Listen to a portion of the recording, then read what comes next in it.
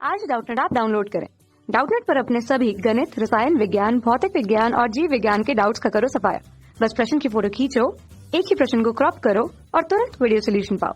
अभी डाउनलोड करें। हेलो दोस्तों, हमारा प्रश्न है यंग के प्रयोग में एक रेखा छिद्र को नीले फिल्टर से तथा दूसरे रेखा छिद्र को पीले फिल्टर से ढका गया है, तो व्यतिकरण प्रतिरूप हमें प्रश्न में विकल्प दिया गया है। पहला विकल्प है नीला होगा, दूसरा विकल्प है पीला होगा, तीसरा विकल्प है हरा होगा और चौथा विकल्प है नहीं बनेगा। ठीक है, तो अगर हम यंग के दूसरे प्रयोग की प्रायोगिक व्यवस्था देखें, ठीक है, तो देखिए ये दो स्लिट है, ठीक है, जिसकी बीच की दूरी हम कितनी ले रहे हैं, मान ले रहे हैं d है।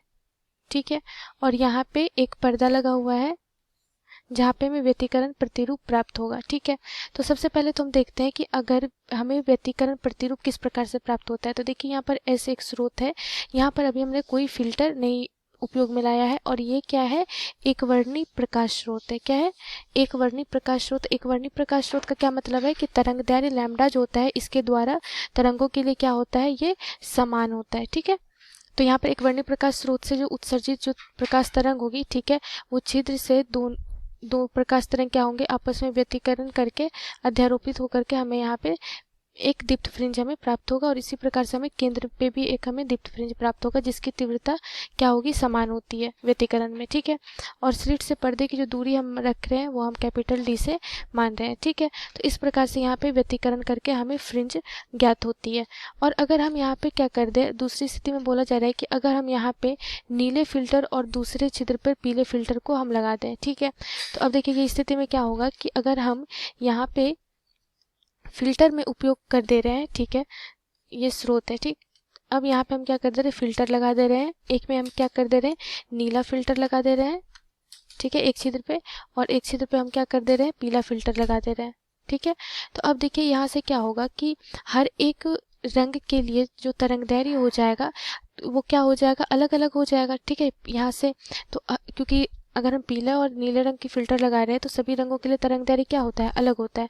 तो यहाँ से जो प्रकाश जाएगी, ठीक है, तो यहाँ पे तरंगदैर्घ्य क्या हो जाएगा, प्रकाश का तरंगदैर्घ्य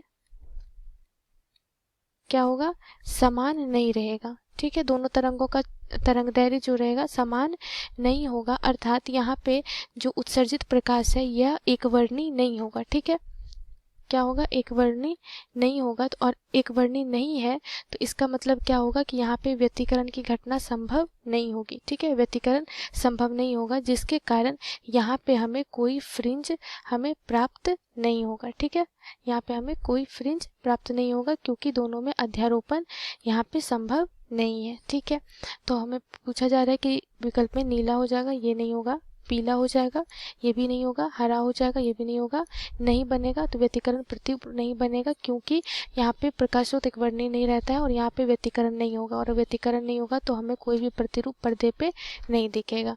तो हमारा सही विकल्प कौन सा है, डी। धन्यवाद। कक्षा 6 से 12वीं से लेकर नीट, IIT, JEE वो एडवांस के लेवल तक 1 करोड़ से ज्यादा छात्रों का भरोसा। आज ही डाउनलोड करें डाउटनेट ऐप या व्हाट्सएप करें अपने सारे डाउट्स 8400 400 400 पर।